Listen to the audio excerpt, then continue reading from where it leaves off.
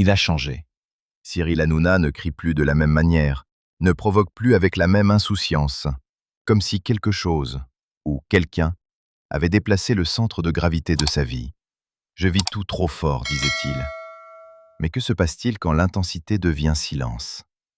Derrière les rires de plateau, une rumeur persiste. Cyril Hanouna serait amoureux. Vraiment. Après les excès, après la rupture, après les tempêtes, aurait-il enfin trouvé ce qu'il n'a jamais su garder? Ce n'est pourtant pas une métamorphose tombée du ciel. Avant d'en arriver là, Cyril Hanouna a traversé une mécanique implacable, faite de refus, de tensions et d'obsessions. À ses débuts, rien ne semblait écrit pour lui.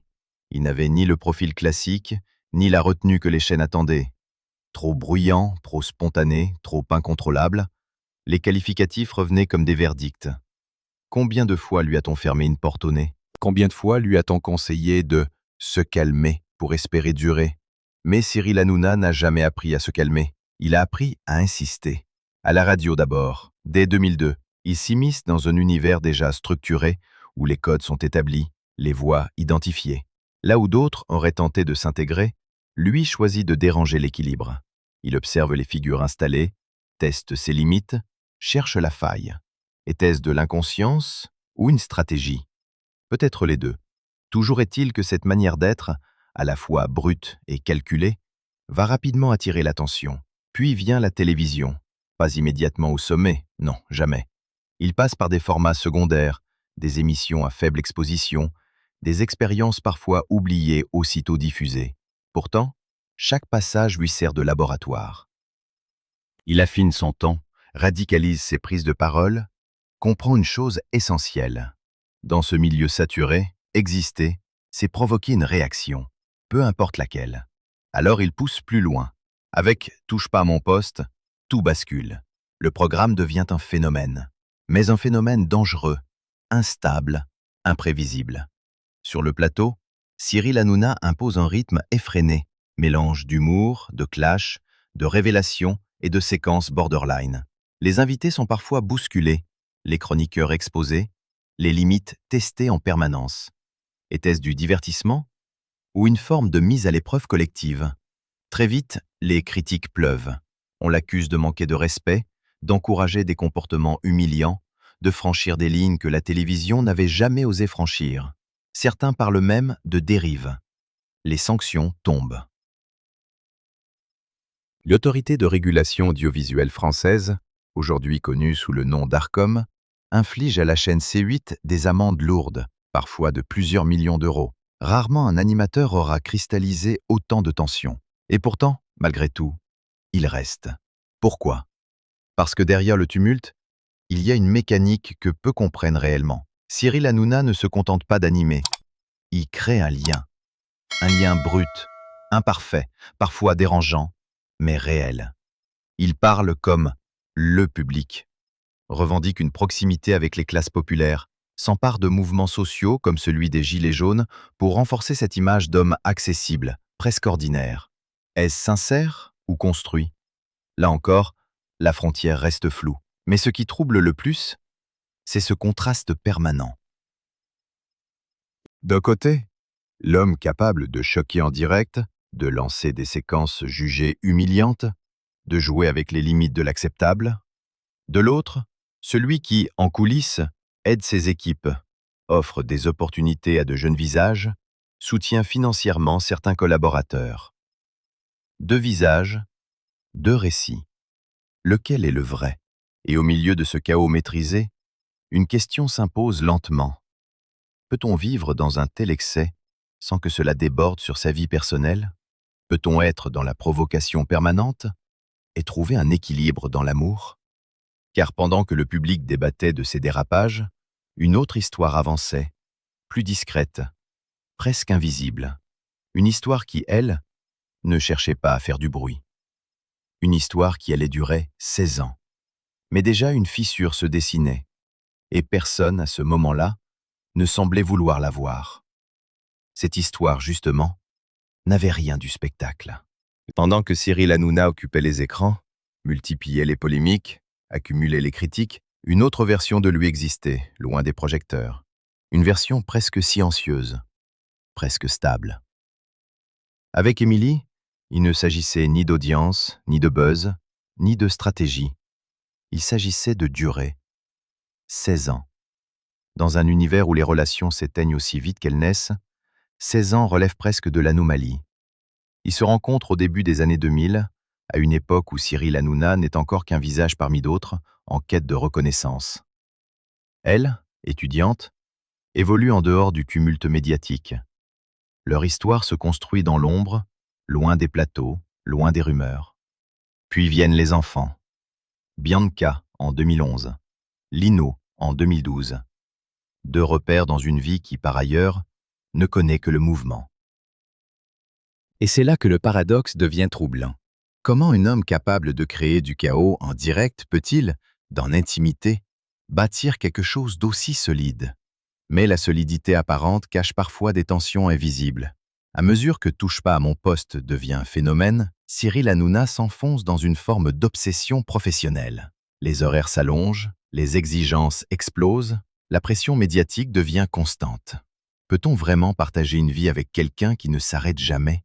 Peut-on aimer quelqu'un dont l'existence est dictée par le direct, par l'urgence, par la nécessité d'être toujours plus intense que la veille? Peu à peu, une distance s'installe. Rien de spectaculaire, pas de scandale, pas de rupture brutale. Juste une érosion, silencieuse, inévitable. Comme si 2 trajectoires, autrefois alignées, commençaient à diverger sans bruit. En 2019, la séparation est actée. Sans éclat, sans mise en scène, presque en contradiction totale avec l'image publique de Cyril Hanouna. Beaucoup s'attendaient à une tempête. Il n'y a eu qu'un silence. Mais c'est précisément ce silence qui intrigue. Car contrairement à ce que l'on pourrait croire, tout ne s'arrête pas. Leur lien, lui, persiste. Ils continuent de se parler, souvent, régulièrement, parfois tous les jours, comme si la rupture n'avait effacé ni l'habitude, ni l'attachement, ni une certaine forme de loyauté. Est-ce encore de l'amour? Ou une autre forme de relation plus complexe, plus indéfinissable? Et puis il y a ce moment, inattendu, presque irréel. Avril 2026. En plein direct, Émilie appelle. Sa voix traverse le plateau, coupe le rythme habituel, suspend le temps. Elle ne critique pas. Elle ne règle aucun compte, au contraire. Elle le décrit comme un père formidable, un ex-mari exceptionnel. Des mots rares. Des mots qui ne ressemblent pas à une histoire brisée. Alors une question surgit, presque malgré nous. Qu'est-ce qui s'est réellement passé entre eux? Ont-ils vraiment tourné la page? Ou ont-ils simplement changé de chapitre? Car dans cette histoire, rien ne semble totalement terminé. Tout paraît en suspens, comme si Cyril Hanouna avait perdu quelque chose, sans jamais vraiment le lâcher. Et pendant que cette relation continue d'exister sous une autre forme, une autre présence commence à apparaître, plus floue, plus ambiguë. Sur les plateaux, dans les regards, dans les silences. Un prénom circule, une silhouette se dessine. Et cette fois, ce n'est plus une histoire cachée, c'est une énigme publique.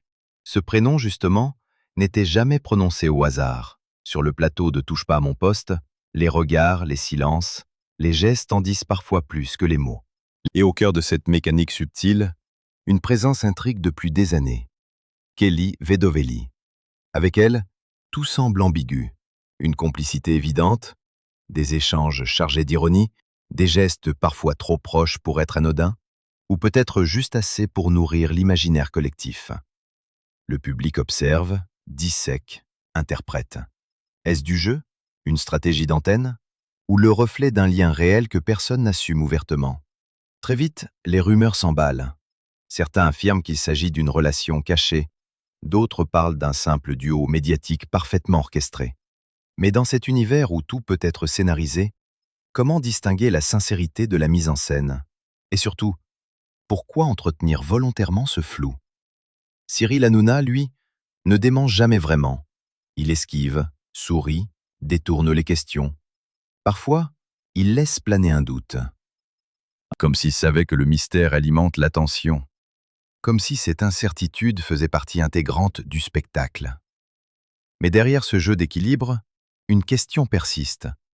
Jusqu'où peut-on jouer avec l'ambiguïté sans se perdre soi-même? Car ce n'est pas la première fois que Cyril Hanouna flirte avec les limites. Sur le plan professionnel, Il a souvent été accusé d'aller trop loin. Séquences jugées humiliantes, blagues considérées comme offensantes, mise en scène controversée. Certains parlent même de télévision de la transgression. L'Arcom, ancienne CSA, n'a cessé de sanctionner la chaîne C8 pour ses débordements, infligeant des amendes parfois vertigineuses.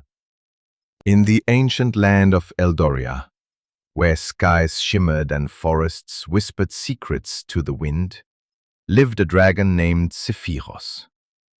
Not the burn it all down kind. But he was gentle, wise, with eyes like old stars. Even the birds fell silent when he passed. Parmi les polémiques les plus marquantes, certaines ont laissé des traces profondes.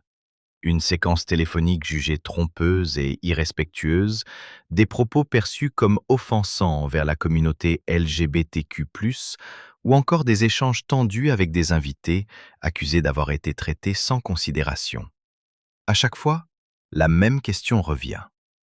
Cyril Hanouna dépasse-t-il les limites par inconscience ou par calcul? Et pourtant, malgré ces controverses, il reste solidement installé. Mieux encore, il continue de fédérer. Pourquoi? Peut-être parce qu'il incarne quelque chose de rare, une forme de liberté brute, parfois dérangeante, mais profondément ancrée dans une réalité sociale. Mais à force de naviguer entre provocation et sincérité, entre stratégie et spontanéité, une confusion s'installe. Qui est réellement Cyril Hanouna? L'homme qui provoque pour exister? Ou celui qui ressent trop pour se contenir?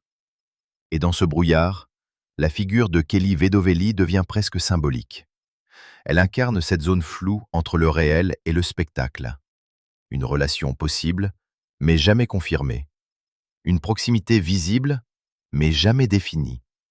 Alors le public imagine, projette, interprète. Certains y voient une histoire d'amour dissimulée, d'autres une simple illusion entretenue pour capter l'attention. Mais une chose est sûre, ce flou n'est pas innocent. Il nourrit une attente, il crée une tension. Et puis, sans prévenir, tout bascule. Car alors que tout le monde regarde dans cette direction, une autre histoire commence à émerger, ailleurs, loin des plateaux, loin des regards. Une histoire plus discrète, plus sérieuse, et surtout, beaucoup plus inattendue. Un nom apparaît, un nom que personne n'avait anticipé. Ce nom, justement, ne ressemblait à aucun autre. Pas une chroniqueuse, pas une figure du plateau, pas une silhouette née du divertissement. Une rupture nette, une ligne brisée. Et au centre de ce virage inattendu, Tiffaine Hozière. Lorsque les premières rumeurs émergent, beaucoup n'y croient pas. Comment Cyril Hanouna, incarnation du chaos médiatique, pourrait-il s'inscrire dans une relation avec une femme issue d'un univers aussi différent? Avocate, discrète, éloignée des projecteurs, fille de Brigitte Macron, tout semble opposer ces deux trajectoires. Et pourtant, c'est précisément ce contraste qui intrigue. Contrairement aux spéculations précédentes, cette fois, le bruit n'est pas fabriqué sur un plateau. Il circule autrement, plus feutré, plus sérieux. Des apparitions, des confidences indirectes, des silences qui en disent long. Peu à peu, l'idée s'impose. Il ne s'agit pas d'un jeu, il ne s'agit pas d'un scénario, il s'agirait d'une histoire réelle. Selon plusieurs sources, leur relation se serait construite loin des caméras, à l'abri de l'agitation habituelle. Pas de regard appuyé en direct, pas de sous-entendu destiné à faire réagir. Juste une présence, une continuité, une stabilité presque inhabituelle pour Cyril Hanouna. Mais alors, que s'est-il passé? Pourquoi maintenant? Pourquoi après tant d'années marquées par l'excès, la provocation, les relations floues? Est-ce une évolution naturelle ou une rupture profonde avec l'homme qu'il était? Ce qui frappe, c'est le ton. Dans ses rares confidences, Cyril Hanouna ne joue plus.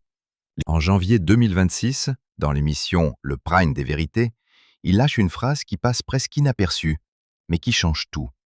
Il dit être amoureux. Pas de blague, pas de détour. Juste ce mot, simple, direct, amoureux. Et pour un homme qui a bâti sa carrière sur la maîtrise du rythme, sur la dérision, sur la distance émotionnelle, cette simplicité devient suspecte, presque dérangeante, comme si, pour la première fois, il ne contrôlait plus totalement le récit. Est-ce cela, la véritable transformation? Car derrière cette relation, il y a aussi un déplacement symbolique. Cyril Hanouna, longtemps perçu comme un agitateur du système, se rapproche d'un univers institutionnel, structuré, presque opposé à tout ce qu'il représentait jusque-là.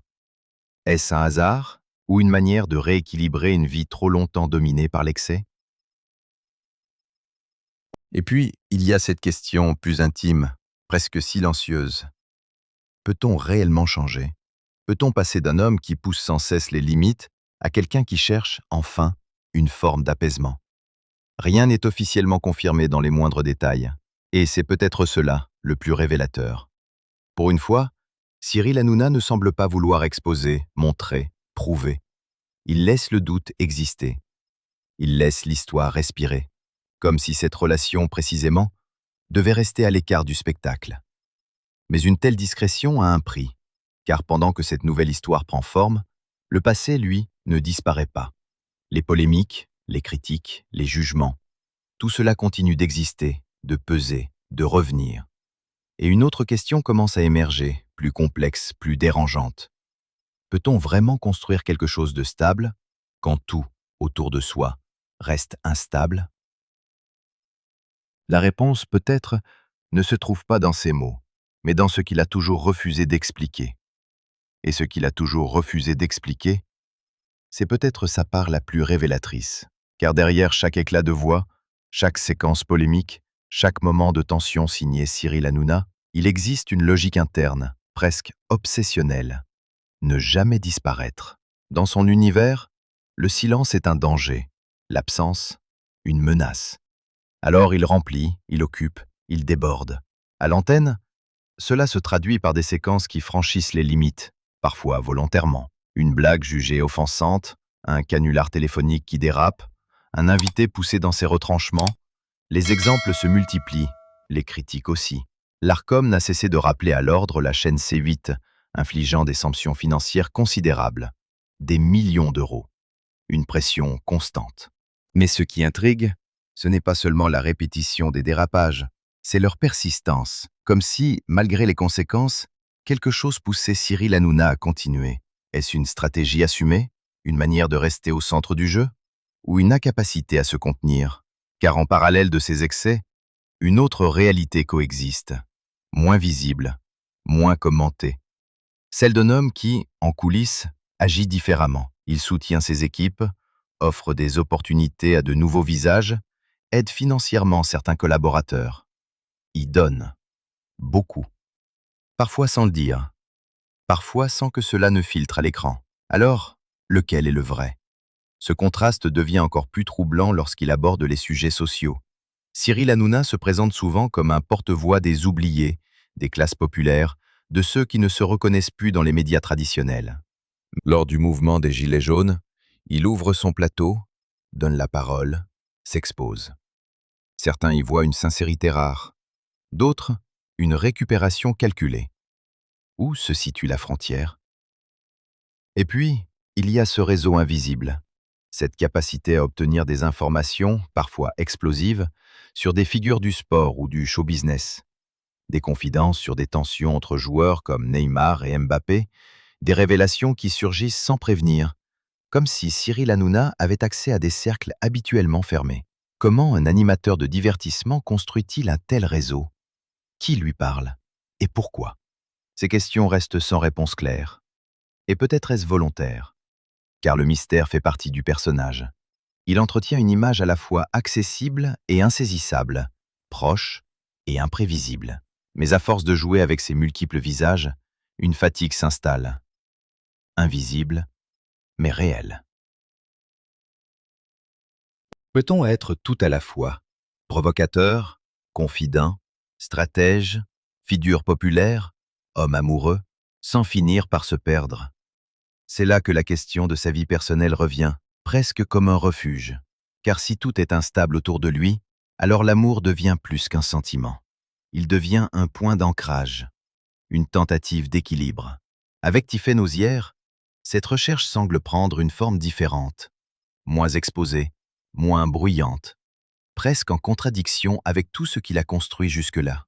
Est-ce une évolution sincère ou une parenthèse? Et surtout, combien de temps cela peut-il durer?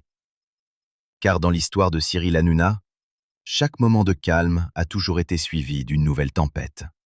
La question n'est donc pas de savoir s'il a changé, mais de comprendre s'il peut rester ainsi.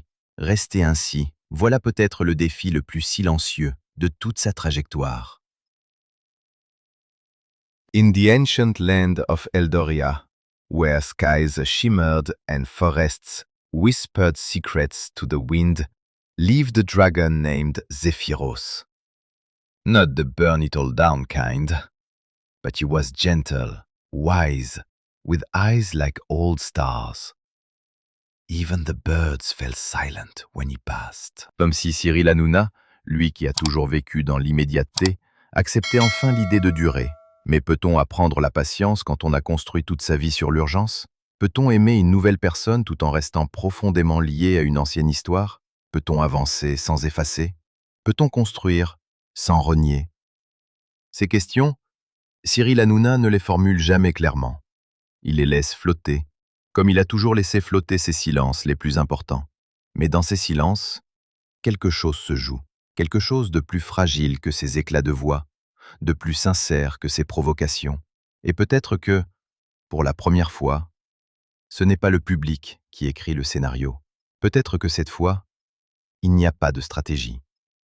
Juste un homme, face à ce qu'il a toujours fui, la stabilité.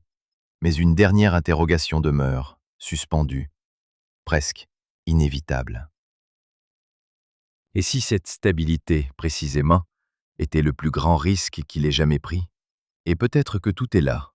Cyril Hanouna n'a jamais cessé de jouer avec les limites, mais aujourd'hui, la plus grande d'entre elles n'est plus médiatique. Elle est intime. Aimer sans se cacher, durer sans exploser, exister sans provoquer. Est-ce encore lui? Ou enfin lui? Derrière les rumeurs, les critiques et les masques, une vérité s'esquisse lentement. Pour la première fois, Cyril Hanouna ne cherche plus à surprendre le public, mais à se comprendre lui-même. Et c'est peut-être là que tout commence.